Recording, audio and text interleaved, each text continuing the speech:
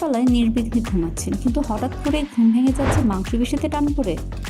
এরপর আর ব্যথায় ঘুমই এলো না, কিংবা কিছুদিন ধরে ঘুম থেকে উঠেই দেখছেন আপনার গর্তে চলে যাওয়া আন্ডার আই খুব সুন্দর করে ফুলে আছে, এক্সট্রা কোনো স্কিন কেয়ারের রিপোর্ট ছাড়াই।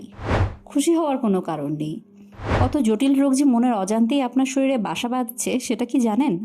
হয়তোবা এমন আরও অনেক লক্ষণ আছে যা আপনি হয়তো খেয়ালও করছেন না, কিন্তু ধীরে ধীরে এগিয়ে যাচ্ছেন অতলাগ্য অপরের দিকে। কথা বলছি কিডনি ড্যামেজের লক্ষণগুলো নিয়ে। ভয় পাওয়ার কিছু নেই, শুরুর দিকে লক্ষণগুলো ধরা পড়লেই অনেকটাই ভালো হওয়ার সম্ভব। আজকের ভিডিওতে কথা বলছি কিডনি সমস্যা নিয়ে। শতকরা ৮০% ক্ষেত্রেই কিডনি রোগের কারণ জানা যায় না, তবে যেসব কারণে কিডনি রোগ হয়ে থাকে সেগুলো হলো: কিডনি রোগের অন্যতম প্রধান কারণ ডায়াবেটিস বা বহুমূত্র রোগ। রক্তে শর্করার মাত্রা বেশি হলে তা কিডনির ক্ষতি করতে পারে, যার সর্বশেষ পরিণতি হলো কিডনি ড্যামেজ হয়ে যাওয়া। উচ্চ রক্তচাপ সারা বিশ্বে কিডনি রোগ হওয়ার দ্বিতীয় প্রধান কারণ। যদি রক্তচাপ নিয়ন্ত্রণে না রাখা যায় তাহলে এক পর্যায়ে কিডনি নষ্টও হয়ে যেতে পারে। প্রতিদিন যেসব কারণে কিডনির ক্ষতি হয়ে থাকে তার মধ্যে অন্যতম একটি প্রধান কারণ হলো পর্যাপ্ত পরিমাণ পানি পান না করা। পর্যাপ্ত পরিমাণ পানি পান না করার ফলে বৃক্কে রক্ত প্রবাহ কমে যায়, ফলে রক্তে দূষিত বর্জ্য জমা হতে থাকে। দীর্ঘ সময় ধরে প্রস্রাব না করে থাকা কিডনি সমস্যার আরও একটি কারণ। পর্যাপ্ত পাবলিক টয়লেটের অভাবে শহরের নারী বাসিন্দারা অনেক সময়ই দীর্ঘ সময় ধরে প্রস্রাব আটকে রাখেন।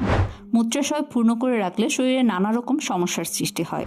এসব কারণে কিডনির কর্মক্ষমতা কমে যায় এবং যার ফলে ডায়ালাইসিস করার প্রয়োজন হয়ে পড়ে। খাবারে অধিক পরিমাণ লবণ থাকলে তাও কিডনির জন্য ক্ষতিকর। খাবারে মিশে থাকা লবণকে পরিপাক করতে কিডনিকে অনেক বেশি সময় ব্যস্ত থাকতে হয়, কারণ লবণে থাকা সোডিয়ামের প্রায় পুরোটাই বর্জ্য হিসেবে বের করে দিতে হয়। এতে করে কিডনির উপর অনেক বেশি চাপ পড়ে। অতিরিক্ত পেইন কিলার বা ব্যথানাশক ওষুধ সেবন কিডনির জন্য ক্ষতিকর।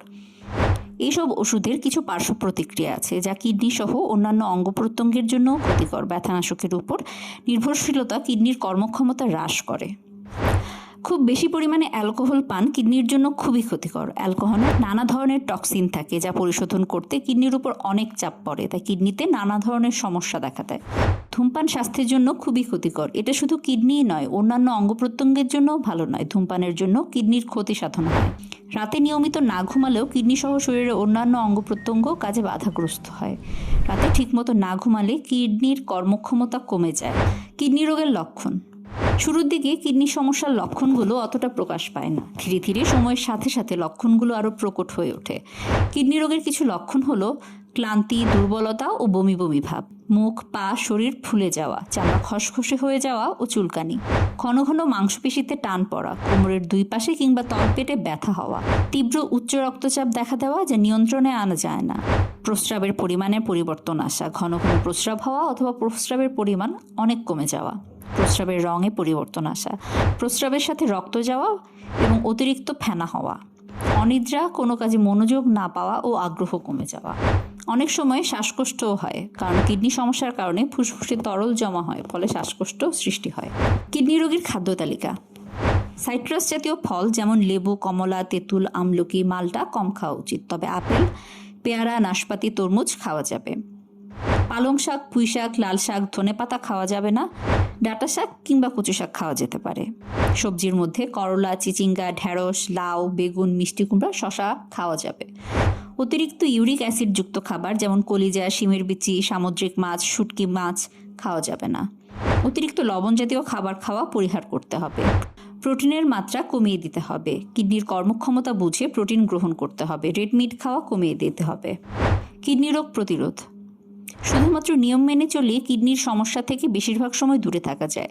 কিডনি রোগ প্রতিরোধে যেসব নিয়ম মেনে চলতে হবে সেগুলো হলো: উচ্চ রক্তচাপ ও রক্তে শর্করার মাত্রা নিয়ন্ত্রণে রাখতে হবে, স্বাস্থ্যকর ওজন বজায় রাখতে হবে, অ্যালকোহল পান থেকে বিরত থাকতে হবে, ধূমপান এড়িয়ে চলতে হবে, চিকিৎসকের পরামর্শ ছাড়া ব্যথার ওষুধ খাওয়া যাবে না, প্রস্রাবের পরিমাণ কমে গেলে ডাক্তারের পরামর্শ নিতে হবে।